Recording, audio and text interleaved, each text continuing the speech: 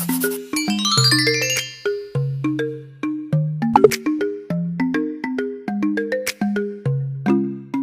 kumusta kayo? Nandito naman ulit tayo sa ating YouTube channel na Matlahat, kung saan ating tinuturo sa iyo yung mga solutions, principles, theories about math para sa mga estudyante sa high school or sa college. Ngayong araw ay pag-uusapan natin yung division of polynomials. Ito ang madalas na dinadaanan, involved, kumbaga sa mga problem sa mathematics.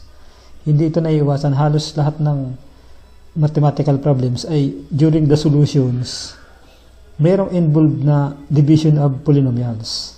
Okay, lalo na sa algebra, sa calculus, sa geometry, kahit sa trigonometry, ganun. So, punta mo natin yung division of a polynomial by a monomial. Gaya ng unang video na ginawa ko, diniscuss ko doon kung anong ibig sabihin ng polynomial at saka monomial. Ang polynomial ay yung pinagsama-sama ang mga terms. Halimbawa ito, ang U ay isang term, ang V ay isang term, ang W ay isang term. So pag pinagsama-sama mo yan, U plus V plus W, magiging siyang polynomial. At ang monomial naman ay isang term lang siya, katulad nitong D. So ang rule dito, guys, kung ang polynomial, ito, U plus V plus W ay i-divide mo ng monomial, katulad nitong D, ang rule dyan ay i-divide mo siya ng ganito. Itong U divided by D, V divided by D, and W divided by D. So, parang isa-isahin mo siyang i-divide. Okay? Itong D. So, for example, if x is not equal to 0, so find the quotient of 10x raised to 5 minus 12x raised to 4 plus 6x cubed when it is divided by 2x squared. So, ito yung polynomial sa itaas, di ba? Pinagsama-samang terms, tatlong term. So, ito ay trinomial. Ito namang sa ibaba ay monomial. So, guys, pag dinivide natin yan, gagayahin lang natin itong formulang ito. So, ang kalalabasan yan ay ganito. So, this will be equal to 10x raised to the 5th power divided by 2x squared minus class, kasi dito sa formula natin ay plus lahat. So in-assume kasi yan sa formula na lahat positive, pero pag negative siya, minus din gagamitin mo. So minus 12x to the 4th divided by 2x squared. Ang sunod ay plus 6x cubed divided by 2x squared. So, ganun lang guys ang gagawin. So, this will become, so ang dinidivide yung mga, during division, i-divide mo yung numerical coefficient, mga numbers, i-divide mo rin yung mga tinatawag nating variable. So, ito, 10 divided by 2 yan. So, magkakaroon ka dyan ng 5. Right? So, ito namang x raised to the 5th divided by x squared. Doon sa isa nating video, pag nagdi-divide ka ng variable with the same base, ang base niya ay x, sinusubtract mo yung mga exponent. Okay? So, subtract mo yung 2. Yung divisor dito sa dividend. So, magkakaroon ka dyan ng x. 5 minus 2 is equal to 3. So, ganun lang. Sa sunod naman, 12 divided by 2 is equal to 6. Ito rin, di ba? X to the 4th divided by x squared. So, subtract din. 4 minus 2 is equal to 2 yan, di ba? So, x squared. Plus 6 divided by 2 is equal to 3.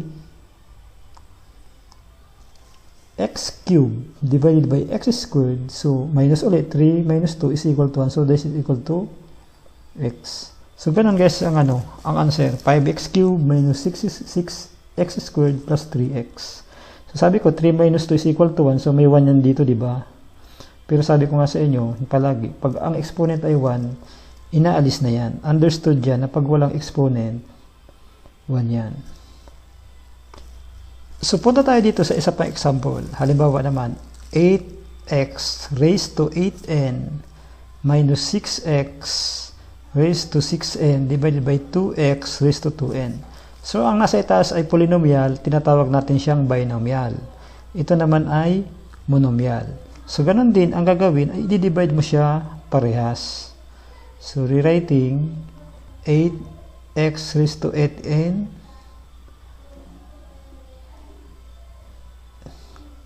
divided by 2x raised to 2n.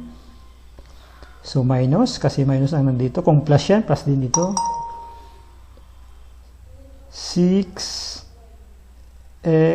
raised to 6 and divided by 2x raised to 2n. So, ganun uli. Ang gagawin niyo ay i-divide yung mga numerical, yung mga numerical coefficient. Numerical coefficient niya, 8 and 2. So, 8 divided by 2 is equal to 4. So, x. So, 8n minus 2n. So, 8n minus 2n. Parang yung 8n minus 2n. So, this, ano ba to? So, ginagawa natin to is, sinusubtract natin yung numerical coefficient. Then, we copy the common variable. So, magiging itong 6n. So, ganoon yung class. Doon sa isang video, ipinaliwanag natin yan kung paano yan sinusubtract ang mga variable. So, dito ay 6n minus 6 divided by 2 is 3.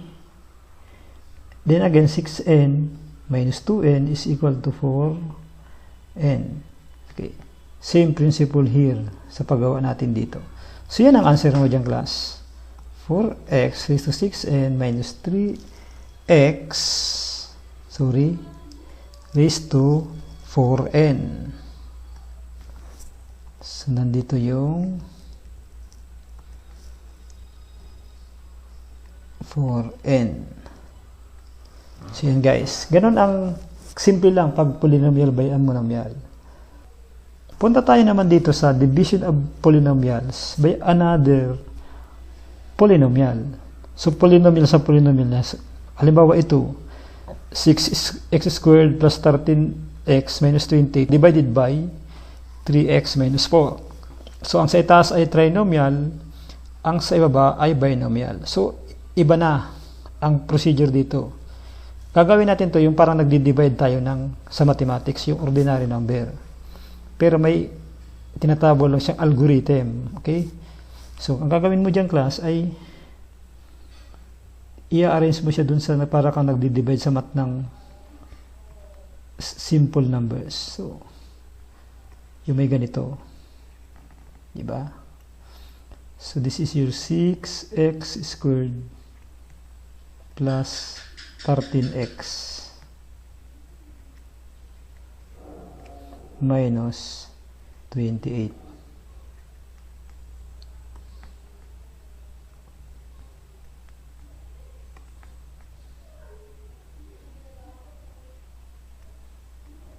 Right? So dito, ang ginagawa dito guys ay i-divide mo ito. Itong first term, yan, i-divide mo siya by this first term lang, dito lang. Hindi mo isasama yung second term nito. So, ang gagawin mo ay 6x squared divided by 3x. So, para ka lang nag-divide nung monomial sa monomial. Diba? 6x squared is a monomial, 3x is a monomial. So, simple lang, gagawa ka lang nung 6x squared divided by 3x. So, ang ginagawa natin ay 6 divided by 3 is 2, diba? X squared divided by x, so 2 minus 1 is equal to x raised to 1 or x, di ba? So, isusulat mo yung answer mo yan dito, sa tapat dito. 2x. Diba? So, then, this one, i-multiply mo siya dito. I-distribute mo yan. Ganito, 2x times 3x is equal to 6x squared. 2x times negative 4 is equal to negative 8x. Then dun sa ordinary division of whole numbers, sinusubtract natin to. Yes, yan, sinusubtract natin yan. So, therefore, 6x squared minus 6x squared is equal to 0, di ba? Ito naman, 13x minus negative 8. So, ito, dahil negative, magiging siyang positive, di ba? 13x minus negative 8, magiging siyang positive. Para din siyang 13 plus 8. So, magiging siyang positive 21x. So, bakit siya naging positive? Kasi yung ano yan yung ganito yan, class. So, halimbawa, 13, di ba? Minus negative 8. Di ba? 13 minus negative 8. Okay? So, ang ginagawa natin dyan, para siyang may 1 yan dyan eh. Minus 1 times negative 8. Negative 1 times negative 8. So, ibig sabihin may literally talaga meron siyang 1 yan dyan. Hindi na lang yan sinasali. Kasi parang yung 1 times A is equal to A. Diba? Parang 1A, that is equal to A. Inaalis siyang 1. 1 times A is equal to A. So, parang ganito rin. 1 times negative 8 is equal to, or negative 1 times negative 8. So, ito yung magiging siyang 13. Negative times negative is positive, diba? Kaya siya naging 21. So, meron tayo ditong 21. So, 13 minus negative is equal to 21. Then you just copy the variable. Kasi similar term siya. You just copy the variable. Okay, meron tayo ditong plus 21x. Ito, ay ibababa natin yan dito. Okay? Itong sunod. Sunod dito, ibababa natin yan. Okay. Minus 28. Okay. Para rin yan guys, negative 28 minus 0. Diba? Ito ay may 0 yan dito, diba? Para siyang may 0 dyan. Okay? Minus 28 minus 0 is equal to negative 28. So, sana naintindihan niya. Ganun ang ginagawa. So, ito naman, itong sunod na ito, right? Uulitin natin yung proseso dito. So, 21x divided by muli ng 3x dito ulit. Uulitin natin yung nandito. So, 21x divided by 3x is equal to positive 7. Bakit positive 7, guys? Kasi ganito. 21x divided by 3x. So, diba 21 divided by 3 is 7. So, x divided by x is equal to 1. So, 7 siya. 7 times 1 is equal to 7. So, 7 lang siya. Then, you multiply again, diba? Or you multiply again. 7 times 3x is equal to 21x. 7, positive 7 times negative 4 is minus 28. Okay. So again, ang sunod, gagayahin na, subtract ulit natin, di ba? Subtraction ulit. Okay, subtraction ulit yan. So 21 minus 21 is equal to 0. Negative 28 minus negative 28 is also equal to 0, di ba? So paano nangyari? Di ba? Sabi natin negative 28 minus negative 28, di ba?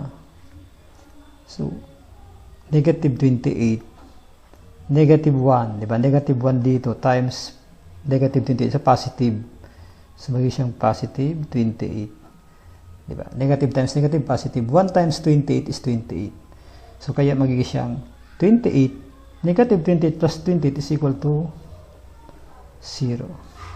So ang answer mo dito ay ito na. Pag nag-0 ka na dito, wala nang susunod. Wala naman, tapos naman tayo dito, wala na dito.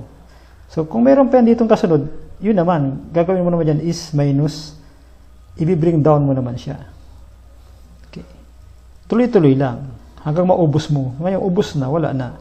So, ang answer mo dyan ay ito, 2x plus 7. Yan ang answer mo. Okay. Dito. Kung ilagay mo siya equals, that is 2x plus 7. Ngayon, kung gusto mo guys i-check, tama ba itong answer ko? Pwede. So, i-multiply mo siya dito sa 3x minus 4, dito sa divisor. Diba? Kasi, pag sinulat natin yan, diba? 6x squared plus 13x minus 28 divided by 3x minus 4 is equal to 2x plus 7. So, by cross multiplication, di ba, yung tinuro ko sa'yo, i-multiply mo yan dito.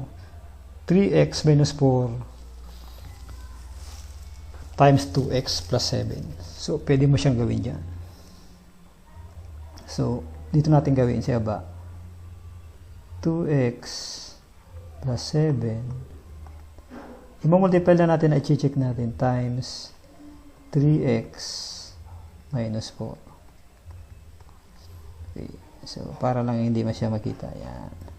So, this is equal to, so, gagawa ka kayo ng distributive law. 2x times 3x is equal to 6x squared. Diba? Ito. Yan. Ang sunod naman ito.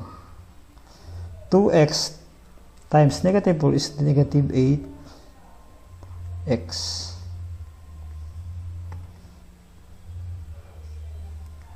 So that is negative 8x here. Then this one. 7 times 3x is plus 21x. Diba? Then here, plus positive 7 times negative 4 is negative 28. So, dyan. Then by simplifying, makikita nyo. So, by simplifying, 6x squared. Diba? Like terms, negative 8 plus 21 is equal to, so, negative 8 plus 21. So, isa-subtract mo to, 21 minus 8 is equal to positive 13x minus 28. So, kung makikita nyo guys, itong answer natin dito, di ba? Ito na yun, di ba? Siyang lumabas. So, this one.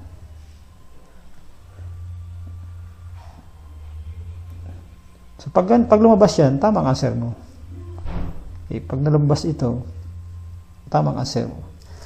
So, ganyan guys, yung multiplication or division of polynomials, polynomial by another polynomial and polynomial by a monomial. Kung may katanungan kayo ay paki-post nyo na lang sa comment section. Kung meron kayong topic na gustong masagot ay paki-post nyo na rin sa comment section at pa-subscribe na rin ng ating YouTube channel, Math Lahat. Salamat!